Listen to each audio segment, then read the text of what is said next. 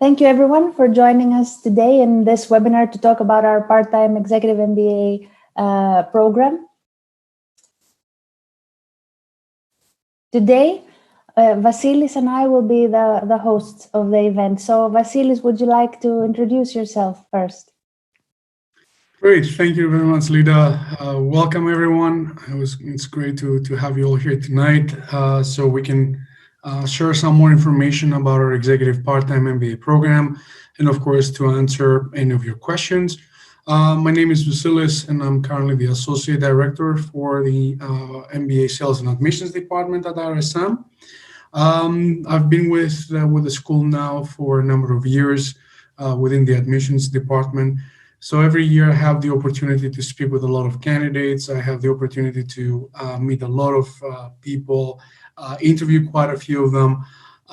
So I'm really happy to be here tonight and try to answer any of the questions that you might have, of course, later on or during the session.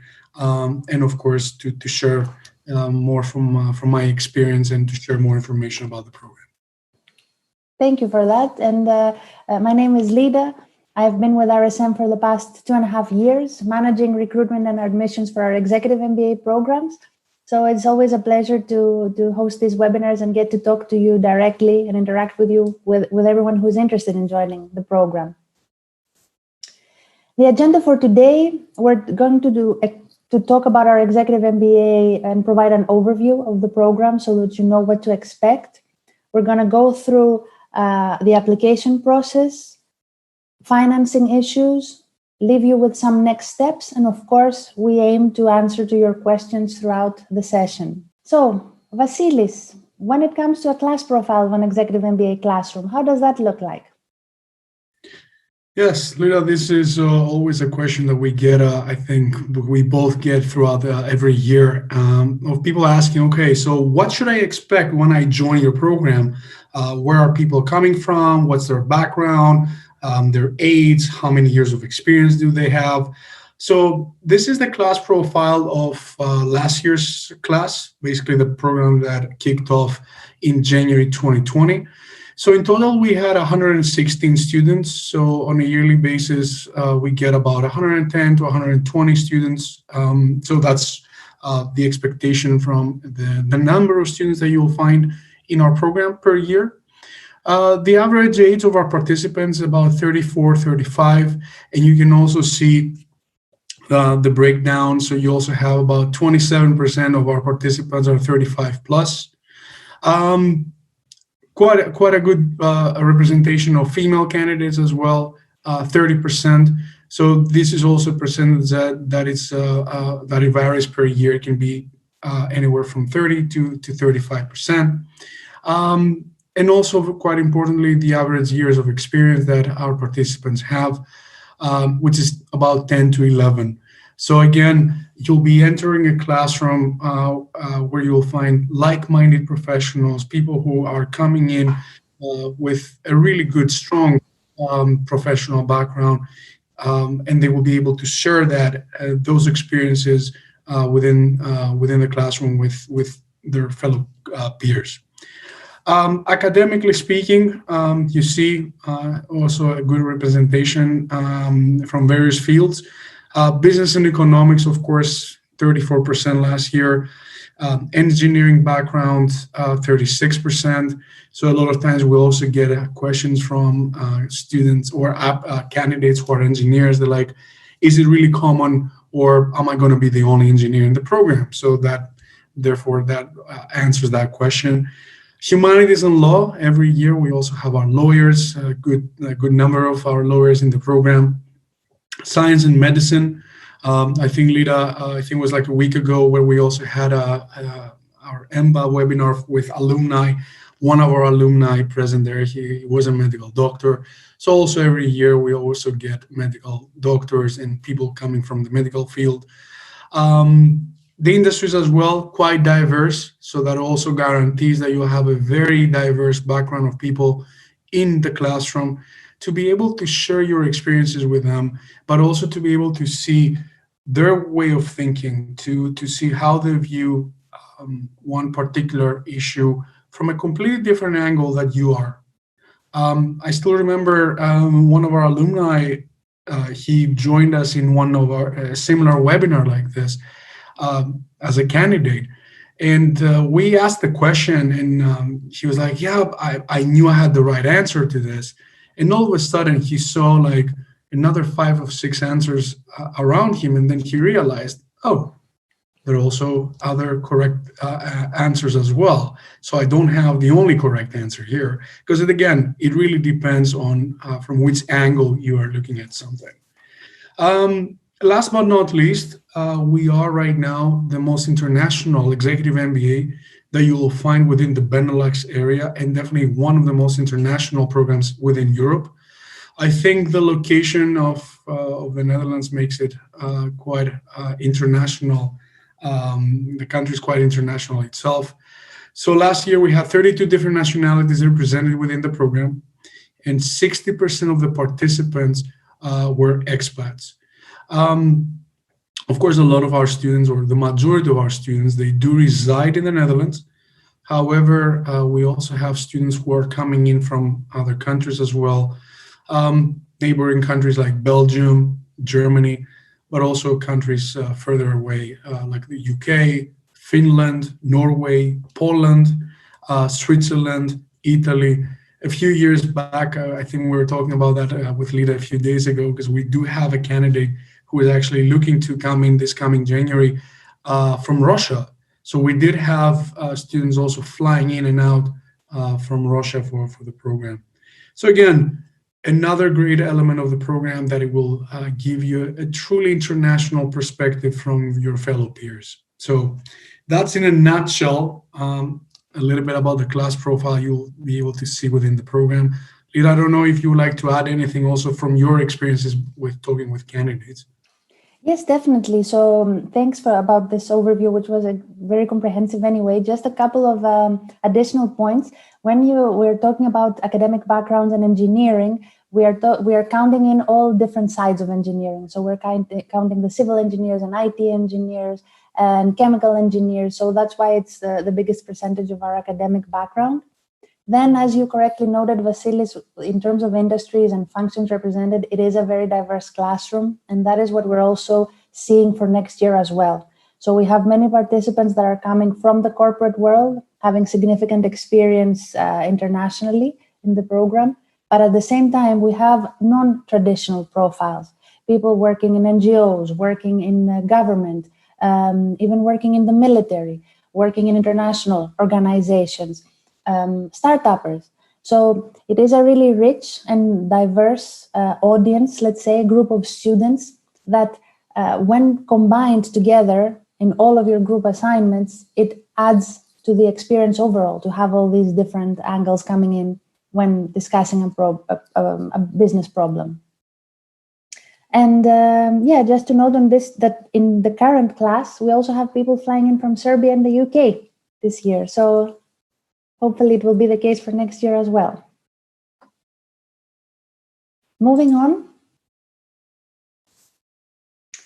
we wanted to provide you with a bit of the program overview. So Vasilis, I can start going through the program overview, and please step in when necessary. So we're talking about a 22-month program with a January start. Essentially, the program is divided into 4 terms, and as you can see, terms 1 and 2 represent your first year of studies, and terms 3 and 4 represent the second year of studies. In the first 2 terms, we aim to build the foundations. So we have core courses per term, core courses that will expose the students to the different sides of doing business, courses like strategy and marketing and accounting and finance and managing people, aiming to give that holistic view so that everyone coming from their different backgrounds can come to the same level of understanding. The program does have one study tour in the summer of the first year, and it is a 1-week-long study trip to South Africa, where you travel either to Cape Town or Johannesburg, and you explore how to do business in a developing country. The program starts in January. It starts with an introduction week. So you have 6 full days on campus where you have the first few sessions of your term 1 courses.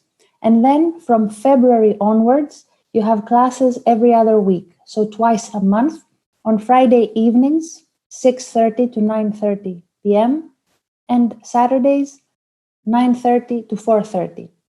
So the first term, as we mentioned, has 5 core courses. You start in January and it ends in July with the study trip to South Africa.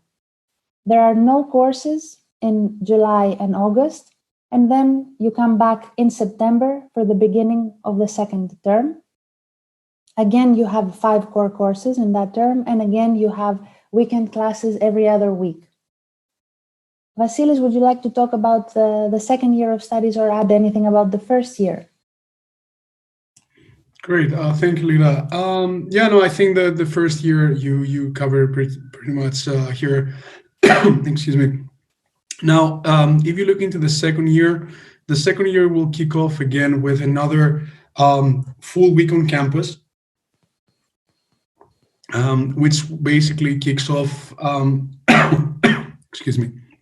It kicks off the second year, and then you move on to the third term, where you'll have 3 courses, and also a very important part of the program, which is your in-company project. The in-company project is a project that you'll be able to do with your own employer. So it's an idea, a challenge that you can work together with your employer, and you try to tackle that. So you're taking a very consultative approach on this project. A lot of times we get the question, is this sort of like a master thesis? Not necessarily, because it is a hands-on approach project. It does follow all the academic criteria, though, of an academic paper per se. However, it's really hands-on. You get all the data, the information that you will need from your employer directly. Another common question here is that, do I need to do it with my employer? Not necessarily. You can do it with another company if you would like to. And a lot of times our students are using this as a way to put their foot on the door of another company. Or you might have a startup idea yourselves and you would like to work on this. So that's also possible. Very important to note here is that the third term runs till August. However, your courses will be done by the beginning of June. So you will be again on campus on a bi-weekly schedule, as Lida described before. But then you take pretty much your entire summer to really work on the in-company project, which the submission of this project normally is around the 25th of August. So a very important project there indeed. That wraps up the third term, and then the bridge between the third and the fourth term is the study tour, is the second study tour. So the concept is similar to the first year study tour. So 1 week abroad at an international location, but now the difference here is that you choose the destination yourselves. So the first year study tour, as Lida mentioned, is going to be in South Africa, so that's already predetermined. The second year study tour, we offer you a number of different options that you can choose from. Every year we have roughly about 9 to 10 destinations that you can actually select from. And every destination has a specific theme attached to it. So, for example, if you're interested in doing business in China, the study tour takes place in Shanghai. If you're interested in finance and artificial intelligence, the study tour is in Toronto, in Canada. Marketing in Los Angeles, in the US. Sustainability in Costa Rica, and many more. So again, it's sort of like an elective study tour, so you need to choose the destination yourselves. And that brings us to the last term of the program, the fourth term, where you'll be able to customize the program according to your needs and according to your interests, because this is where you need to select your elective courses. Every year we offer quite a number of elective courses to you. I think it's about 35 to 40 per year.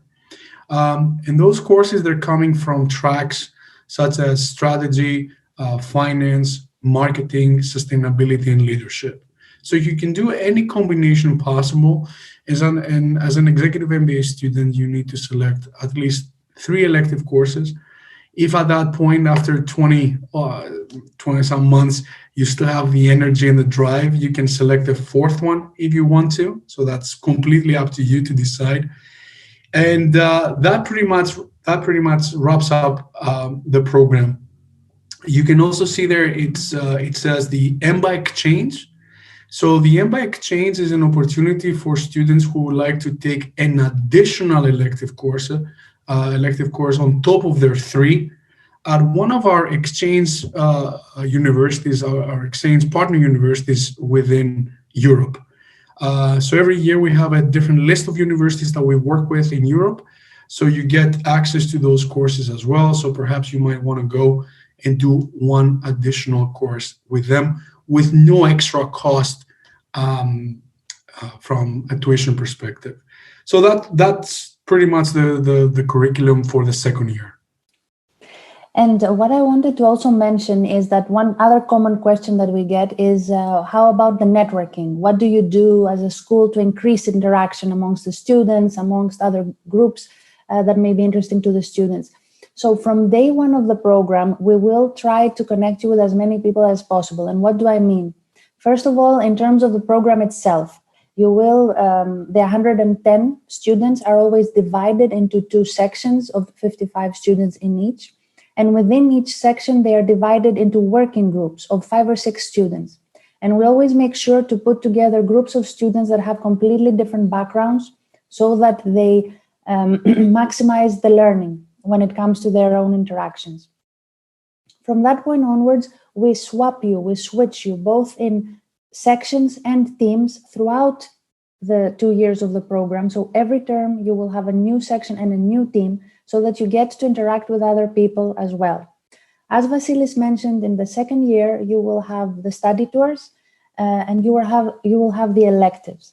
At that point, we will also mix the executive MBA students with the full-time MBA students so that, again, the pool of people and pool of knowledge is even more increased. Then, of course, we have our Career Center and our Alumni Center participating in various key aspects of the program. So our Career Center is involved from day 1, holding fairs, workshops, providing coaching sessions to the students, connecting them with alumni or other students that are in industries that they might be also interested in. So we try to tap into the resources that the Career Center and the Alumni Center in particular offer so that we maximize that networking and social interaction during the program. And of course, it goes without saying that we also try to connect the 1st year executive MBA students with the students that are currently in their 2nd year of studies at the same time, so that it's an additional pool of people to reach out to. One big aspect of the program also is the personal leadership development aspect, which runs from day 1.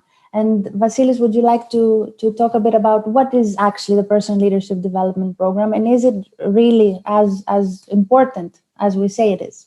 Yeah, definitely. I think, Lida, within an MBA program, in particular within an executive MBA program, aside from the academic part of the program and all the other networking opportunities, other things that you also mentioned, I think a very important component is also the development of soft skills. A lot of times we look at this because if I were to ask anyone within the group here today, can you name which soft skills you would like to develop? A lot of times we treat the soft skills sort of like as a black box. So within the PLD, it's really us sort of pushing you to open up this box and try to see for yourselves, what are those skills that you like to develop? And we're talking about soft skills because in order for somebody to be an influential leader in the future or in their current positions, because a lot of our executive MBA students are already in leadership positions. They're managing people, they're managing groups of people, large groups of people. So it's not only about the academic background of somebody, it's not about the experience that they might have in a specific field. It's also about soft skills on how they lead others. It's about empathy. It's about understanding. It's about those skills needed to be able to bring people on board with your decisions. It's about the skills that they will help you to drive people forward, to drive your team forward, to drive your organization forward.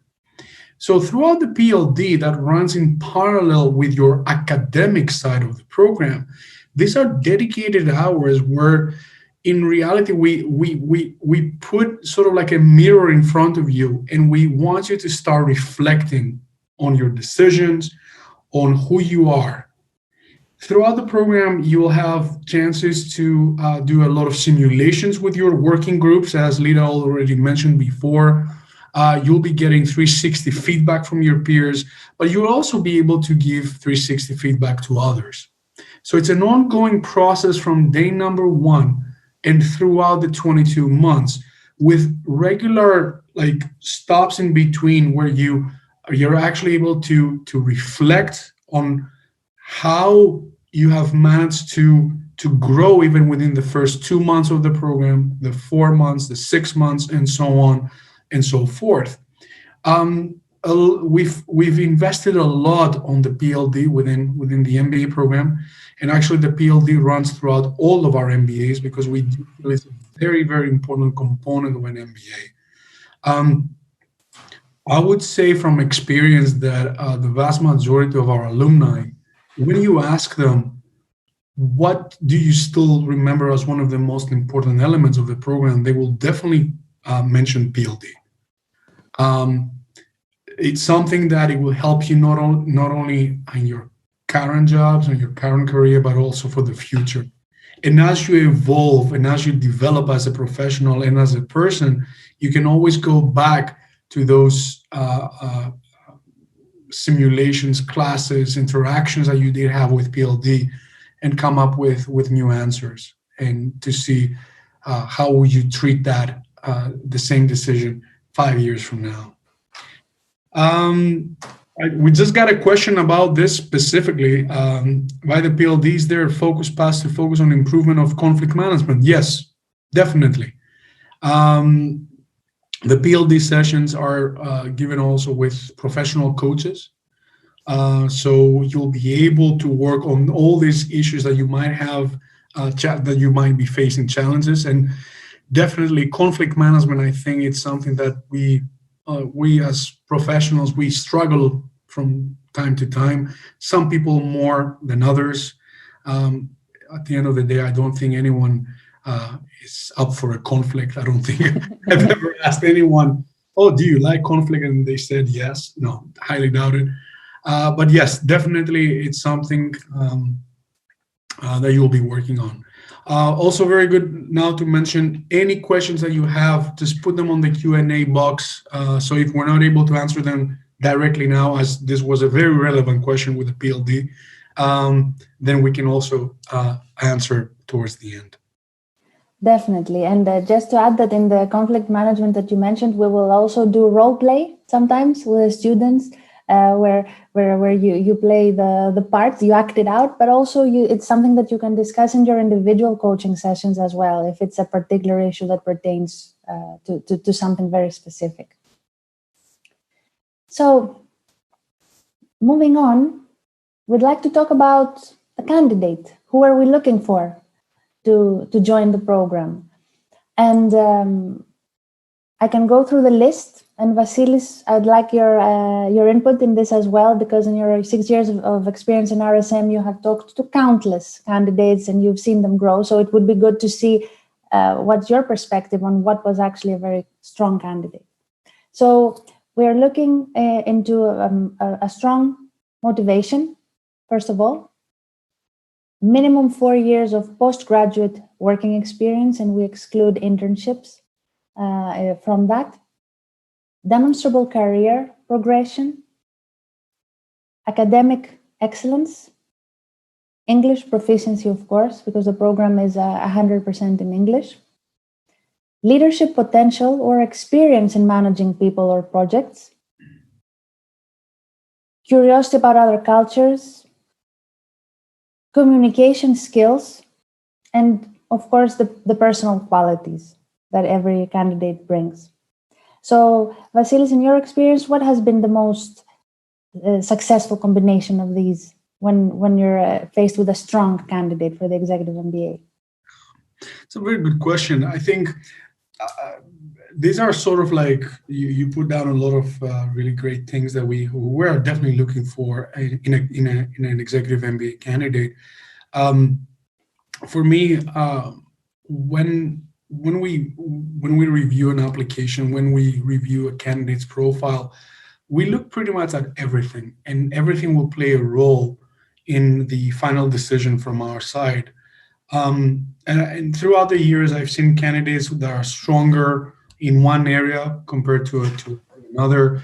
Like, for example, you might see some people with not a strong academic background.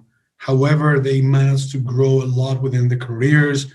They have a very strong MBA motivation. So everything, we look into every single piece of the puzzle for the entire application. So I've talked to people that on paper, let's say, they were great. And then when you start talking to them and you answer and you ask them some more like difficult, tough questions, they were not really able to reflect. And I think for me, that's key. You'll be in a classroom with over 100 other professionals, and there will be times throughout the program that you will be pushed beyond your limits. So I think for me, aside from all the things that you've listed here, Lita, for me, resilience is key for a successful MBA candidate, especially in a part-time program where you'll be going through quite a tough period for 22 months. Because outside of the class hours, and that's also another typical question that we get, is about how much time do I need to invest for my studies? So when you need to invest on average about 20 hours per week for your studies, and if you combine that with your professional life as a full-time employee, with your personal life, if you have a family, every year we have students who have 2-3 kids. So if you put everything together, resilience is a key thing to have as a candidate in order for you to be successful within the program. I think emotional maturity, emotional intelligence, that is also quite important, especially at this level within an executive MBA program. So those personal qualities are equally or even more important than having like straight A's on your bachelor's, to be quite honest with you. Yes, it's great to be able to showcase that you have a really strong academic background, because at the end of the day, yes, it's also an academic program and you'll have a lot of courses that you need to go through, and we want you to be successful. A lot of times we say here, what are we looking for in a candidate? And for us, I think it's quite important to note that we are called the admissions department because we are here to admit you into a program. We're not here to reject you. So a lot of times, we speak with candidates and we're here to help you in this decision. We're here to help you in the whole process to figure out whether you are a good fit for the program, and if you tick a lot of those boxes and the other things that I mentioned. But we're also here to help you figure out for yourselves if we are a good fit for you. And it has to be like this. You also want to be in an environment where you will feel comfortable by sometimes even being uncomfortable. You'll feel safe to be outside of your comfort zone, because that's also what an MBA is there for you to do. And that's how you learn. So again, I think, Lida, you mentioned quite a few really good points here of what we're looking for in a candidate. And of course, following today's session, we'll be more than happy to answer questions and also to look into your personal situation in more detail. Exactly, Vasilis. As you mentioned, we have discussions with practically every person that applies into the program. And in many cases, it's agreed that it's not the best time for someone to do an executive MBA. Or it is the optimal time. We've had people that we've been talking for a few years now, and we want to make sure that you're going to commit to a program that you feel comfortable committing to. And from our side, we want to make sure that the classroom and the experience that we will be providing will be the best possible, both in terms of content, in terms of participants. So it is indeed a two-way decision. We have a couple of questions in the Q&A box that I think we could answer at this moment before we move on to the application. Do we have any training related to public speaking and presentation as part of the program? As far as I know, yes, it is covered in the personal leadership development program. We know that a big part of what is asked from the people that are taking part as students in the program is to deliver, to convey effective messages across, is to be able to connect and communicate with various audiences, larger or smaller. So indeed, public speaking and presentation skills, it is something that we cover as part of the personal leadership development program. GMAT requirements, Vasilis, would you like to answer to that? Yes, of course. I'm more than happy. So for our executive MBA program, the GMAT or GRE it's not a mandatory test as part of the admissions process. However, the admissions committee always reserves the right to request it if needed. And if so, only for our executive MBA program, you might be able to do the executive assessment offered by GMAT instead of the GMAT. But from experience, I can tell you that a very small number of candidates per year might be required to actually submit the GMAT test. A lot of times people ask, okay, what would a GMAT show? And I always say the GMAT will tell us more about your quantitative skill set. So we might ask for the GMAT in case we don't feel very confident about your academic background, especially if you don't have one within the quantitative side or with numbers. So from that point, as I said, the GMAT is not mandatory.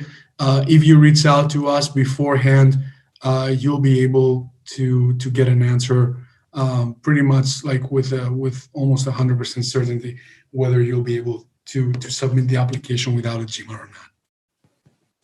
And one final note before we move on, because this question also relates to the personal leadership development. Is there one person or coach or teacher following the development throughout the course? We do have a faculty member who is in charge of the personal leadership development program.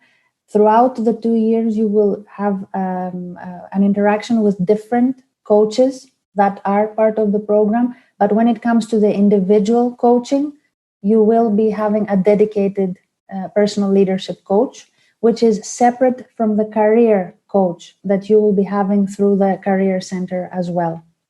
Just as a reminder, this session is being recorded, and we will send the recording to all of the people that have registered afterwards.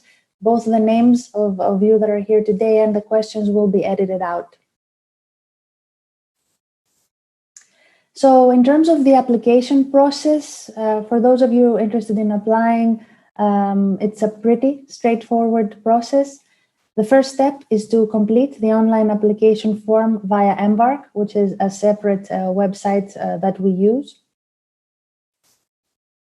and upload all the required documents as part of your online application.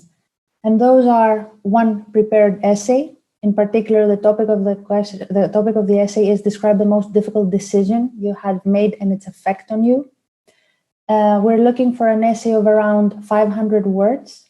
And we leave it up to you to define what is a difficult decision, whether it is a personal decision, whether it is a professional decision, and how you were affected by it. Your CV also will be uploaded as part of your application. 2 professional recommendation letters, which are actually online forms. So what you will be asked to do as part of the online application is to fill in the names and email addresses of 2 professional references that you would like to invite to submit feedback via the platform. So they will receive a link through the platform, directing them to a form which has 5 open-ended questions and then a series of parameters on which they need to rate you on. So someone that is opening that email will see, for example, in the form, a question like, how long have you known the candidate and in what capacity? What would you consider are his or her greatest strengths or weaknesses? And then they will rate you on parameters such as leadership potential or creativity or motivation or intercultural awareness. As soon as your references submit their feedback through the platform, you will receive a notification. And at that point, you will know how many people have already done so.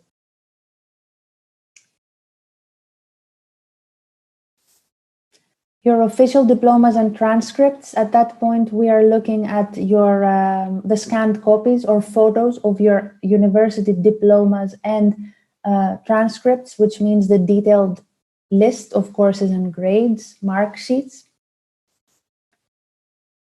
If they're not in English or Dutch, we would ask you to also provide the translations, a copy of your passport, and then, of course, the non-refundable application fee of €100 is at the end of this process. Vasilis, is there anything that you would like to add in terms of the documents? No, just very quickly, because a lot of times we talk about the essay, about the most difficult decision. Just be yourself in that part, and we're not there to judge your decision. Because a lot of times people feel like, okay, I'm not going to be judged because I made that decision. No, we're there just to see how you were able to reflect on the effect that it actually had on you. So that's what we are really interested in seeing in that essay. So we're not there, again, as I said, we're not there to judge that decision, and it can be professional, it can be personal, completely up to you to decide. Then, of course, submit your application before the December 1 deadline if you are interested in the program starting in 2021. And as soon as we receive your application, we will do a first evaluation to make sure that everything is in place. We will invite you for the KIRA Talent Online Assessment, which consists of 2 video assessments and 1 written assessment. And at the same time, we will ask you to pick a time for your official admissions interview, which is a discussion, 45 minutes to an hour, with a senior member of the admissions team. As a reminder, we have a webinar specifically on the application process that has been recorded and uploaded on our website. So we're not going to go into too much depth at the moment in terms of the application process, but if you have any specific questions, please go ahead and answer them. But we will make sure to send you the previous recording as well as part of the follow-up email. And the final step is the MBA Admissions Committee, where we discuss all the applications, and where a decision is made about which candidates to offer a place into the program, and at the same time we decide on what scholarships will be awarded to which candidates. The final step of the process is the registration. So you will receive an offer letter from us, and you will have 2 weeks to decide whether you would like to accept the offer and register into the program. Registering into the program means signing the registration agreement and the billing instruction form and transferring the €5,000 admissions fee. This is what secures your place in the program. As soon as you do, you will receive your registration email, and then we will start being in contact with you as a registered student of the Executive MBA. just to provide an overview of the admissions process. As a first step, connect with us so that we make sure that this is the right program for you and the right time for you. Then you complete your application on Embark and you submit your online application. We do the first evaluation. We invite you for a Kira assessment and your admissions interview. Your file is discussed in the MBA Admissions Committee that make a decision. And then hopefully when you get offered and you decide to join the program, you do become registered into the program.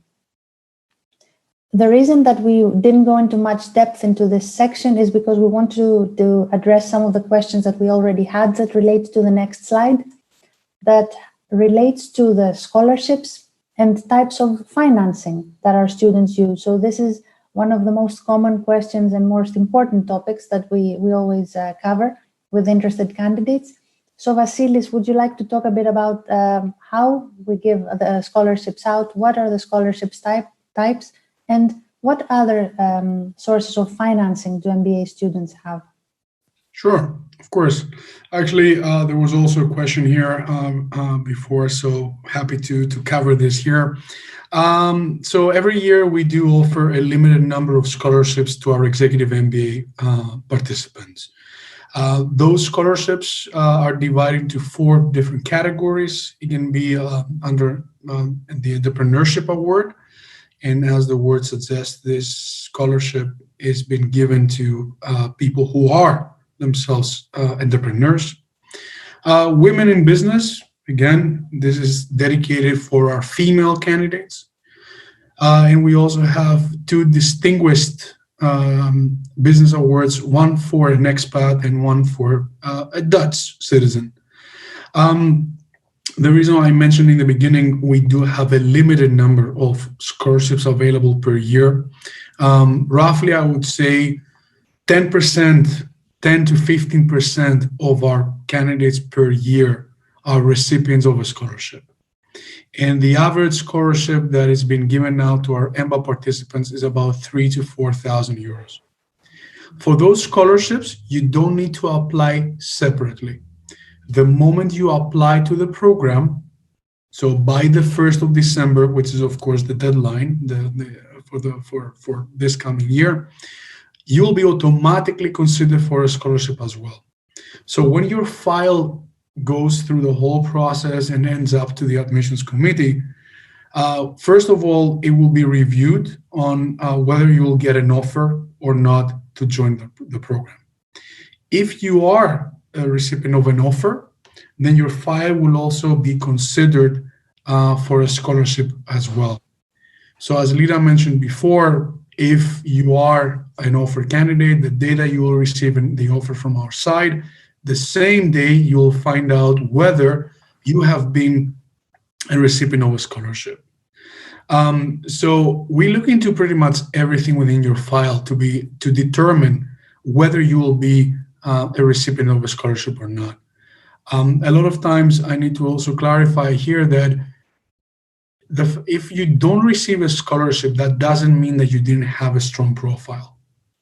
But since the pool of scholarships for our executive MBA program is rather limited, of course, as you can understand, we're trying to give it out to people who are perhaps more in need or who have a really stellar profile, especially under those 4 categories that we are using to give out. We had another question as well here about if a GMAT result can influence the scholarships. Not really, because especially as I mentioned earlier, for our executive MBA program, we don't require the GMAT or the GRE. If you happen to have a GMAT though, and you do submit it as part of your application, then if you also have a really strong background other than the GMAT and you also have a strong GMAT, it can potentially increase your chances by a little if you will be given a scholarship compared to another candidate. But again, it will not be the main factor, and especially not on our executive MBA side. Other types of financing for your MBA, and the first one that we list is, of course, the tax rebate. So this is a very important form of financing your MBA per year, and it has been like this for years. Because here in the Netherlands, when you pay for your own postgraduate studies, you are entitled to claim those towards your tax. So every year, you're able to claim up to 15,000 euros towards your taxes. And depending on your income tax bracket and other financial numbers, you are entitled to get back up to 50% of that amount. So on an ideal case, you should get back 7,500 euros per year. So if you look into our overall tuition, our tuition fees for this coming January is 54,500. So we've split this amount into 3 installments, every installment taking place in a different fiscal year. So one installment will take place in 2020, the second one in 2021, and the third one in 2022, in order for you to be able to maximize your tax returns. So in an ideal scenario, you'll be able to claim 45,000 out of the total amount over 3 years. And again, if you are on the highest tax income bracket, you can potentially receive back up to 22,000, 23,000 euros for your taxes. Another question is the tax return possible in 2022? We don't know yet. Right now, the government has announced that they will keep it for 2021. There have been indications that perhaps this might go away as of 2022. However, this is not confirmed. I've been with the school for a little bit over 6 years, and I can tell you that since the first year that I joined the school, this discussion about tax rebates has been there from the government. So again, we don't know. We follow, of course, we follow this closely every year to see if there will be any changes. But for now, you're still going to be able to claim your tuition towards taxes for 2020 and 2021, but we still don't know what the case will be for 2022. Question here about the scholarships. The average amount, as I mentioned earlier, it's about 3,000 to 4,000 euros. So it's also covered. Other ways of financing your MBA, employer sponsorship. And that's a very, very important one. Every year, about 35% of our students in the EMBA program, they're being sponsored by their employers. Whether that's going to be on a full sponsorship or partial. It's really important to start that discussion with your employer about support. And when I refer to support, it's not only about the finance part. It's really more about the time that you will need throughout the 22 months. As Lida also described earlier, with the whole curriculum, with your introduction week, your study tours, the 20 hours that I mentioned as well that you will need for your studies, it's quite a heavy schedule. So that means that you do need the time support from your employer. So when you have that discussion with your direct manager, first seek for the time support. At the same time, if your employer is also willing to sponsor you financially, that's great. A very important tool that you have in this discussion, outside of all the courses that you'll be able to follow through the program, that they will definitely help you develop better as a professional and as a person, outside of the PLD sessions as well, use the in-company project as a really, really strong tool for you to be able to get that sponsorship. The in-company project, as I mentioned earlier, is a consulting project that you'll be doing with your employer. And this is a tangible project, a tangible response, an answer you can give to them once you're done. So this is something that they can actually utilize.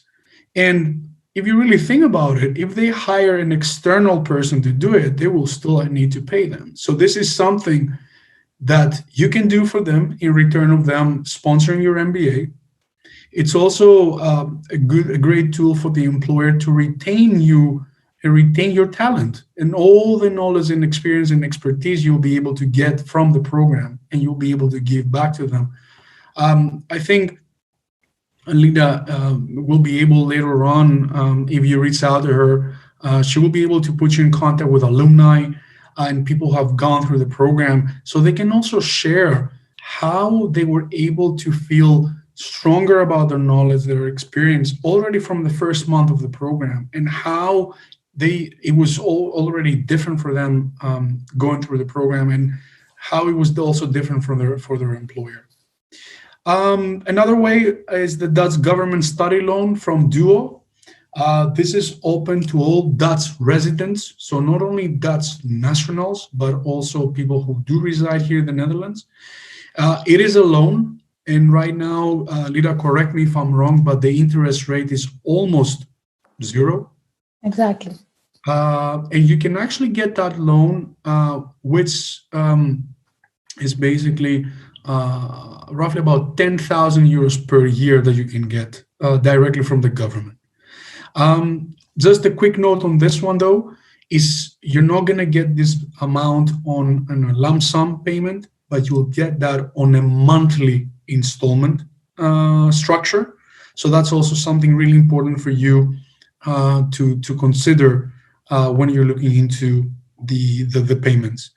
And of course, the last way is through a private loan directly with your own bank.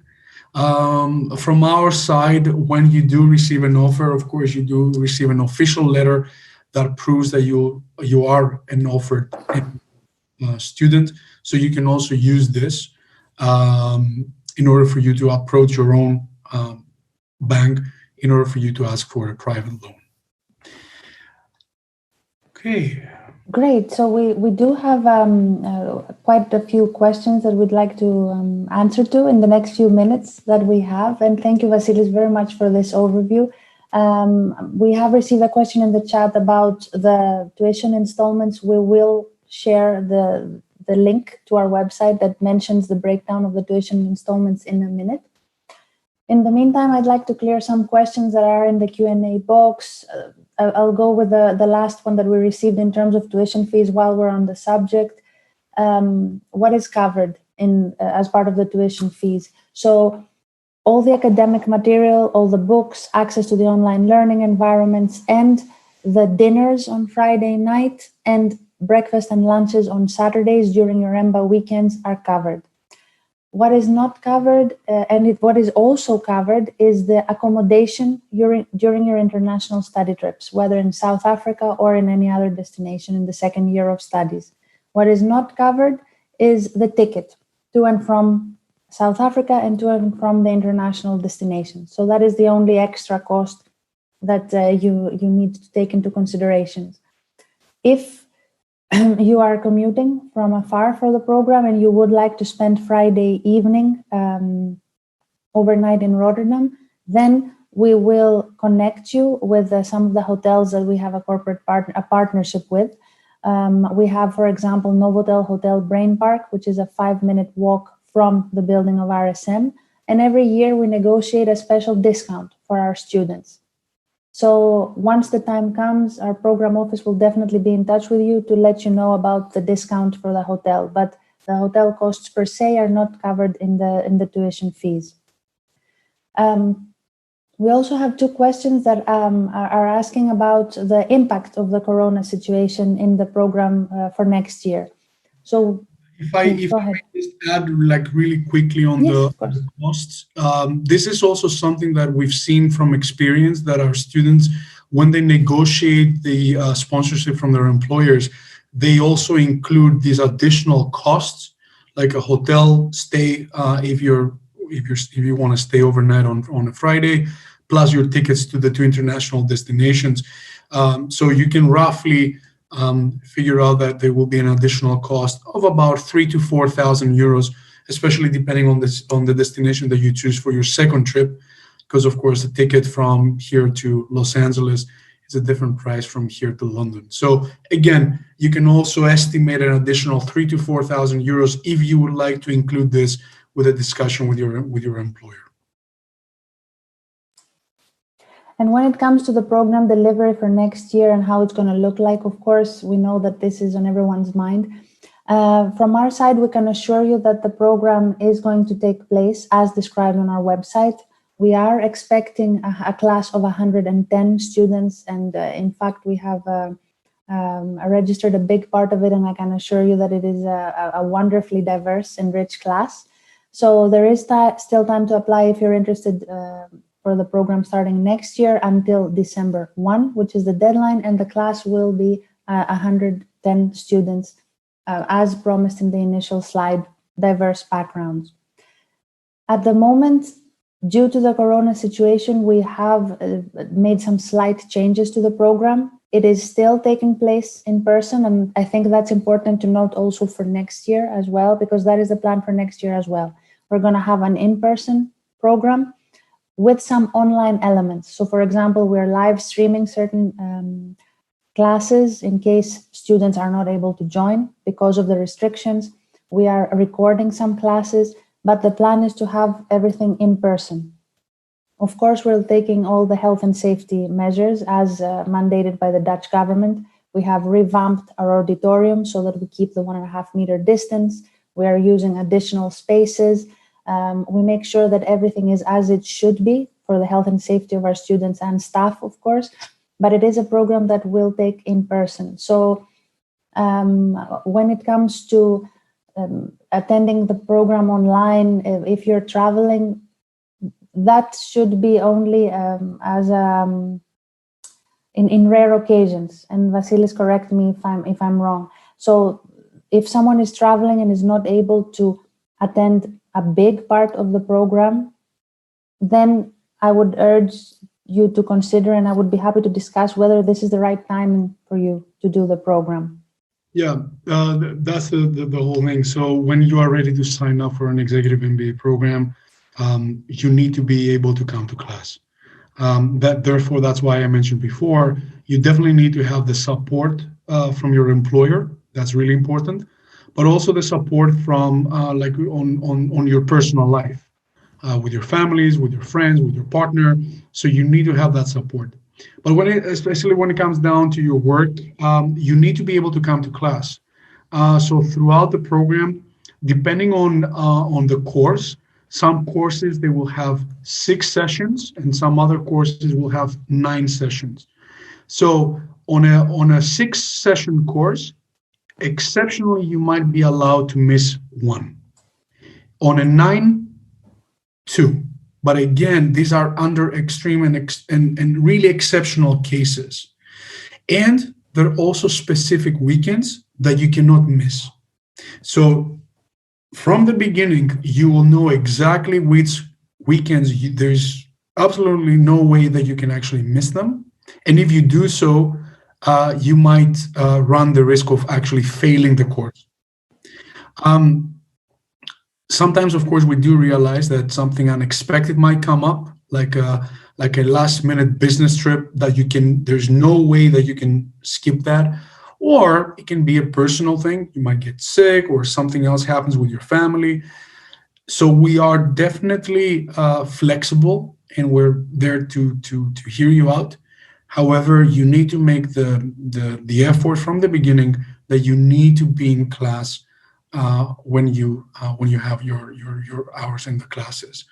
Of course, as Lida mentioned, due to COVID, there will be a live feed of the class in January.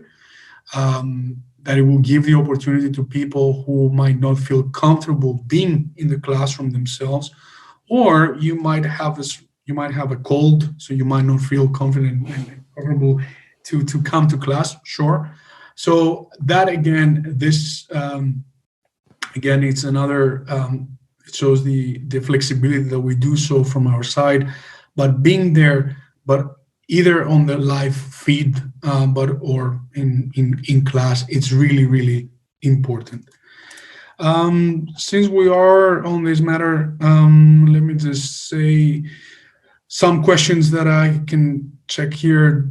Do I understand this correctly, that the average time spent per week is around 20 hours? This includes the bi-weekly class on Friday and Saturday? No, you did understand correctly. The average amount of time needed per week is 20 hours for your studying, excluding your hours in class. So you're looking at about 40 hours in between classes. Now, of course, those 20 hours per week, they include everything. They include your preparation for the next class, any assignments that you have on an individual or on a team level, additional studying, reading.